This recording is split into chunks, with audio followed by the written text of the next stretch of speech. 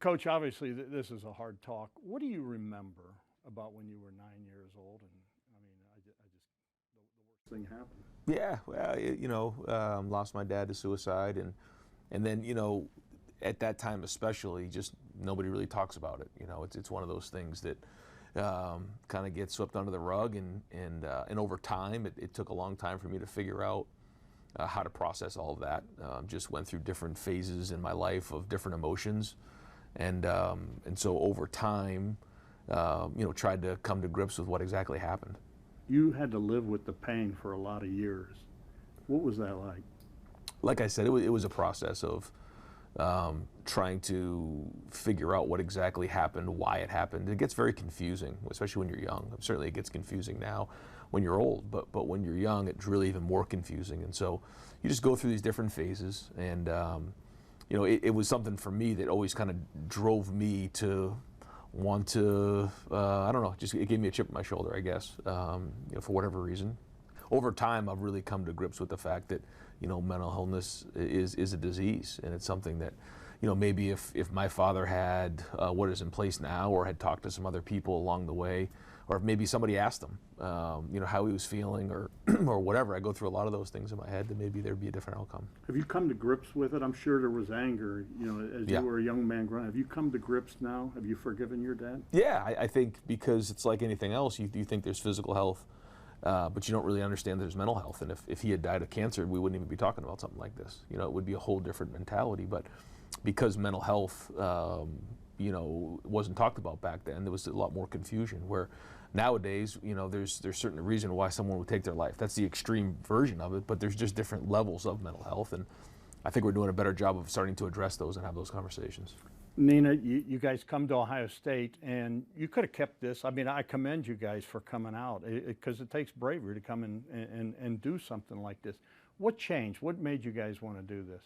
Well, I just think, the month, in December, that month when we realized he was going to take over the program, and we realized the platform all of a sudden that, we had, we tried to figure out, what our true passion was and what we really wanted to get behind. With his history, with his dad, and, I've had a history of anxiety in my life, so we just thought that this was probably a good opportunity for us to start shedding some light on a topic that wasn't really discussed very much. And you partner with Children's Hospital on your sleeves. What does that program mean to you? And you guys put hard cash in there too. Mm-hmm. No, it's a great program, and I think it's amazing the work that we've been able to do with them in the last couple of years. We've reached thousands of children across the country with the programs that we've put in place in a lot of schools. So it's been great, and I know we're just constantly trying to figure out different ways and different angles to try to get information to students, teachers, and parents. No one knows this guy next to you better than you. You two literally grew up together. I mean, you were like little kids playing t-ball together. Yeah. How tough was it for you, knowing how much you love him, to see him go through the pain he was? Yeah, when we were little, it was like he said, it was a very confusing time. And I didn't really understand what was really going on either back then. And as we got older, we kind of started to figure out what exactly happened, but we didn't talk about it much. I think we were married 15 years before I actually started asking questions and said Ray's name. And so this journey's been great for us because we've kind of tackled mental illness, but we've also kind of talked about his dad in ways that we never could before. Nina, in the United States, the two leading killer of children, car crash is number one, suicide is number two. You guys have rallied around, I mean, you want mental health for everyone, but mm-hmm. you've rallied around the kids. What is your message, I guess, for moms and dads that are watching you two right now? I would say to educate yourselves. There's still a lot of people out there that, there's a lot of stigma around mental health still, and a lot of parents know their kids are suffering from it but are too embarrassed to speak up. I think a lot of parents still feel like a failure if their child is depressed or has anxiety. And so my message is to, educate yourselves so that you could understand that sometimes this happens, beyond anyone's control, and there's resources and there's help out there, because that's what we need to do, is help these kids. Coach, you have young kids. I mean, you work. I mean, it's a different world today. The social media and everything, and the things that they're exposed to. It's not easy being a kid today, is it? No, no, and there's no right way to handle it. There's no like perfect way to handle every situation. I think that's probably the hardest thing that we all have to come to grips with, is, you know, finding that balance that's right for our kids. That's a daily battle. Find the right, for everybody's kids are different. I think parents know their kids the best, and and you just have to trust your instincts, but you also have to, like Nina said, do the research to figure out, different ways to approach and have the conversations with other people too. It's just to get different perspectives and point of view on how, maybe they raise their kids, and because sometimes we emulate what we saw as growing up. And that's a lot of good things, but there's also some things maybe that you can change to make it better for your kids. And so I think the more we have these types of conversations in public with other families is healthy. It's almost like mental health has been a secret for a lot of families. You don't talk about it. Mm-hmm. That needs to change, right? Yeah, I mean, again, I go back to the physical health, mental health. Everybody wants to show pictures of how they go to the gym, or they look good in a bathing suit, or they're lifting weight, and they take a lot of pride in their physical health. But the mental health part is the same way, and I use it just like injuries. When you sprain your ankle and you don't get it fixed, and you don't get the rehab you need, then all of a sudden your ankle is going to create more problems in your life. It's either going to get worse or create other problems in your body. You tear your ACL or break your leg, that takes significant amount of, that's a trauma. Well, if something traumatic happens in your life, then you need to address it and put the same amount of resource you would in a physical injury.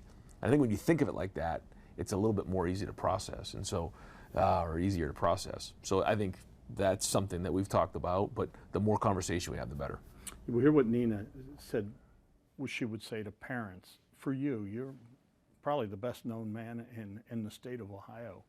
For a kid that is watching this, that it's desperate, that is hurting, what do you say to that child? Well, I think first off, there's always help.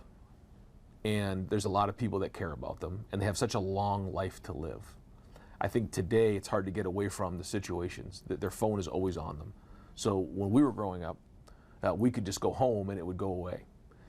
Sometimes if you just put your phone down and you put that away, that can solve a lot of issues growing up. And so I think that's important. The second thing is, you can't just find happiness through one or two things, like for instance sports, through academics. You try to find as many things in your life that make you happy, and find the things that bring you peace. Now, part of it is working through adversity. That's part of life. Life is difficult, and there's going to be tough things that come our way, and understanding that life isn't what people put on social media, that everything's great all the time. That's not it. Adversity makes us stronger. Going through tough things makes us stronger. So that's part of the process. But there are always options. There's always people that are going to help you. And I thought, Harry brought up a great point, is that if you just keep working through that, you keep fighting on a daily basis, eventually you'll work through these types of things if you're willing to ask for help when you really need it. These kids don't come with directions. We do the best we can. What is the advice you would give to parents, though, as far as is it important to have an open, honest conversation with your kids, and to be part of their lives, to see what is going on?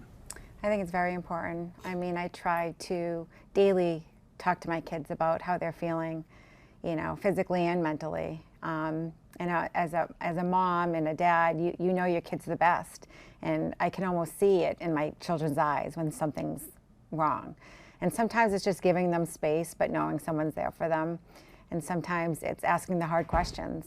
But it's very important to start having conversations with these kids, because a lot of times they are so confused in their own emotions that they need someone there to kind of just talk to sometimes. And usually there's signs. Yes, there's definitely signs, yeah. And most parents pick them up the first, whether it's in eating habits, sleeping habits, whether they lose interest in particular things they've always loved, whether they don't communicate like they have in the past. So there's a lot of signs that parents typically can pick up, pretty quickly. Coach, last thing for you. You've made mental health part of this football program. much like you go to the trainer, you get an ankle fixed, or injuries. This is now part of this program, isn't it? Yeah, it is. Yeah, I mean, I think that the combination of physical health and mental health is critically important to become the best version of yourself. And there's a lot that comes with that. I think this age group is different than the generation that I was in. And so, trying to figure out what that means and constantly talking about these things and what's coming up with the next generation, because things are changing and the world is changing fast. So we have to make sure that we have this available for our guys. And I would suggest really, when it comes to sports in general, I think this needs to be important, because today so many young people find their happiness through success in sports. And we're just talking sports because that's what our life really is. But that's not always healthy. And I think we need to recognize that. Nina, you get the last words. Any final thoughts?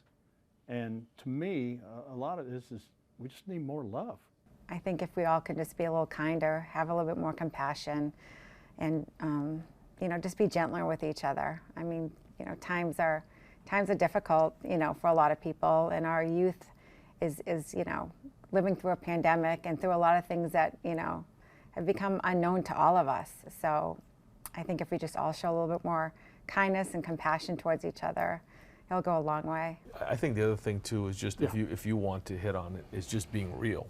Yeah. I think that's, yeah. Even, I know you feel about being gentle and kind, and that's fine. Yeah. But at the end of the day, you feel more about like having a real conversation, like not living in make-believe. Yeah, I'm big on that. So even if you want to just, I'm not trying to speak for you. I know. No, but it's good. What does he mean by that when he says that? Yeah.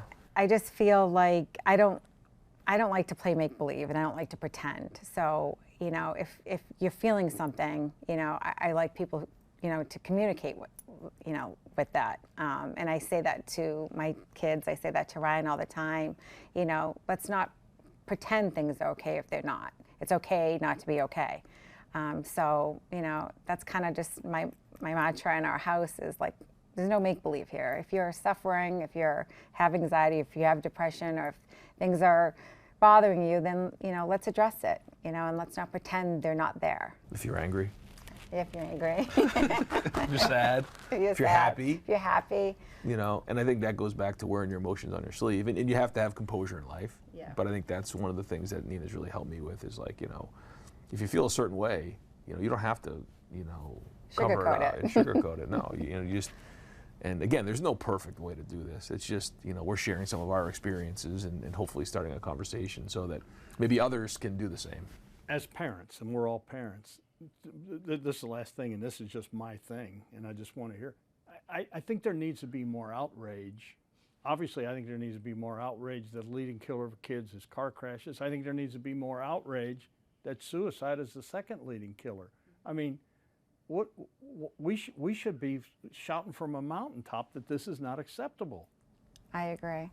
And I just think parents need to start to take an approach. I mean, most parents know exactly what to do when their child has an ear infection or has a stomach ache or gets a virus and all that. But most parents have absolutely no idea what to do if their child is depressed or have anxiety. And most parents are still putting, looking the other way, just because A, they don't know what to do, and B, they think it's their fault. And it's almost, we're trying to break that stigma where it's no one's fault. Let's get these children the help that they need.